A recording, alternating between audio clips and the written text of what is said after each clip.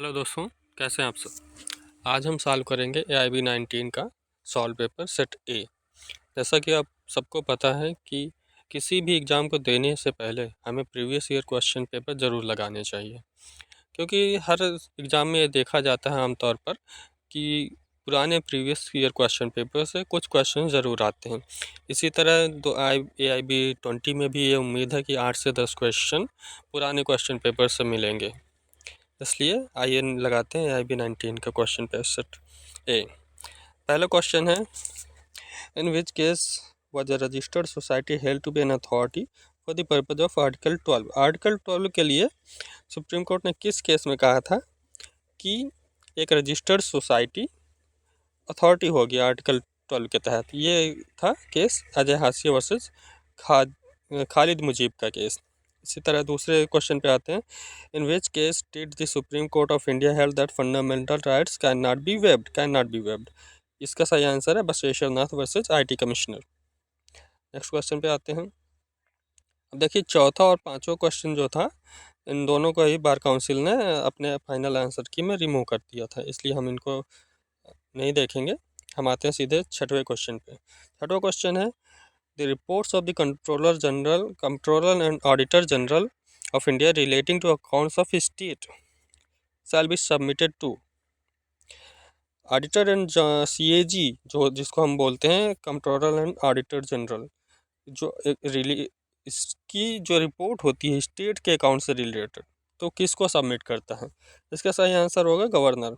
इसमें एक confusing point ये आता है, कुछ लोग कहेंगे कि प्रेसिडेंट होता है, लेकिन जब अकाउंट्स ऑफ स्टेट पूछता है तो उसमें गवर्नर होता है, लेकिन जब अकाउंट्स ऑफ सेंटर पूछता है इसी में, मतलब सेंट्रल गवर्नमेंट के अकाउंट्स की रिपोर्ट किसको सबमिट करता है, तब होता है वहाँ पर प्रेसिडेंट।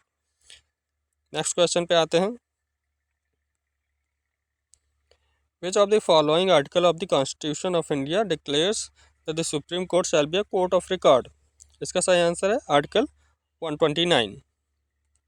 और सभी दोस्तों से आग्रह है कि इस वीडियो को 2 से 3 बार ज़रूर देखें, जिससे आपके दिमाग में सारे क्वेश्चन सही तरीके से बैठ जाएं। क्योंकि जनरली अगर आप कोई भी क्वेश्चन रिवीजन नहीं करते हैं तो ये होता है कि आप एग्ज़ाम हॉल में कंफ्यूज हो जाते हैं, कौन सा आंसर सही है और कौन सा आंसर गलत है, और फिर गलत आंसर टिक करके आ जाते हैं।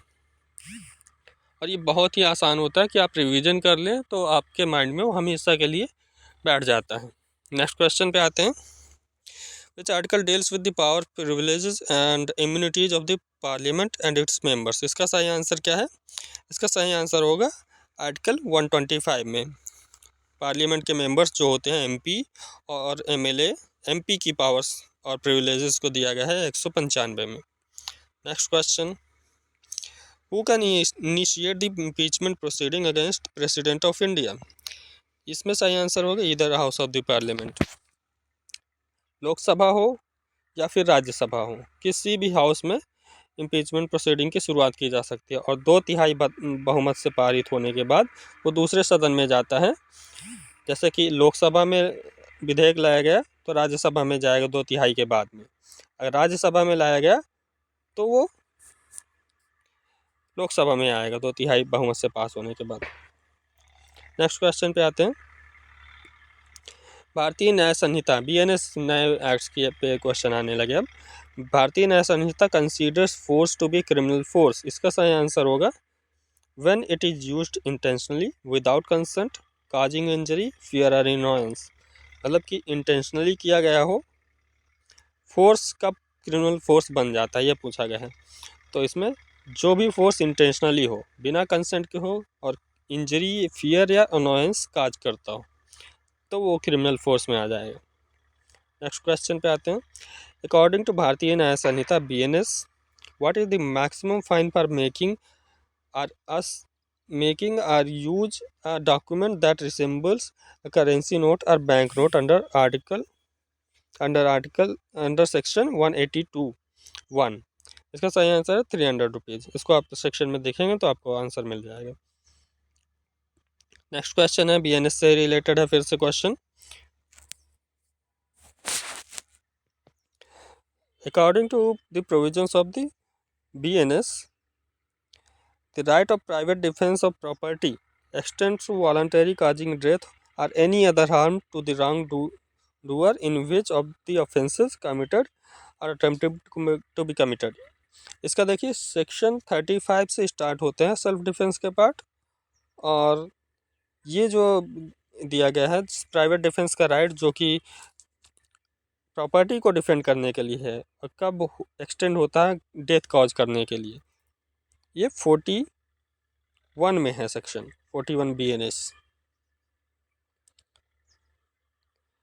तो ये होता है रॉबरी जब की जाती है, हाउस ब्रेकिंग आफ्टर सनसेट, इन दोनों केसेस में ये राइट मिल जाता है, इसलिए पहला और दूसरा सी ऑप्शन सही है। और थेफ्ट, मिसचीफ और हाउस ट्रेसपास के लिए ये राइट नहीं मिलता है कि आप किसी का डेथ कॉज करते हैं। Rajesh in heated argument with Sunil strikes him with a heavy rod. The blow fractures Sunil's arm and he is unable to use it for several weeks. The medical report confirms the fracture amounts to grievous hurt. तो इसमें बताना which of the following offences has the Rajesh committed? grievous hurt cause किया है, तो इसमें grievous hurt voluntarily causing नहीं, इसमें देखिए एक इसको भी बार काउंसिल ने विड्रॉ कर लिया था। इस क्वेश्चन को क्यों विड्रॉ कर लिया तो मैं आपको बताता हूँ। इसमें कहीं भी इंटेंस वॉलंटियर, देखिए 325 में डिफाइन किया गया है IPC में वॉलंटरी काजिंग ग्रीवियस हर्ट के लिए। यहाँ पे इंटेंशन की कहीं भी बात नहीं हुई है, देखिए कहीं भी इंटेंशन नहीं लिखा हुआ। हीटेड आर्गूमेंट में स्ट्राइक कर देता है आयरन रॉड से, बस ये लिखा हुआ है हर जगह पे। जो भी पनिशमेंट है यहाँ पे वॉलंटरली होनी चाहिए, मतलब जो भी ग्रीवियस हर्ट हुआ है वो वॉलंटरली काज करना चाहिए, तभी ये सेक्शन 325 लगेगा। इसलिए इस क्वेश्चन का भी विड्रॉ कर लिया था बार काउंसिल ने। नेक्स्ट क्वेश्चन पे आते हैं। Amit intending to cause death of Vijay attacks him with a knife. Vijay sustains severe injuries and dies on the spot. The investigation reveals that the Amit acted with the knowledge that his actions were likely to cause death.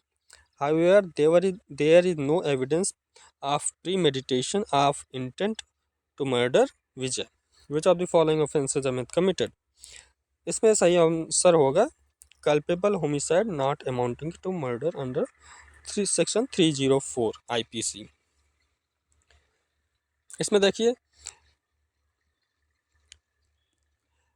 अब हम चलते हैं next question की तरफ, लेकिन next question को हम discuss करेंगे अगली वीडियो में। 15 क्वेश्चन हम डिस्कस करेंगे, इसलिए नेक्स्ट वीडियो में देखते हैं। मिलते हैं नेक्स्ट वीडियो में।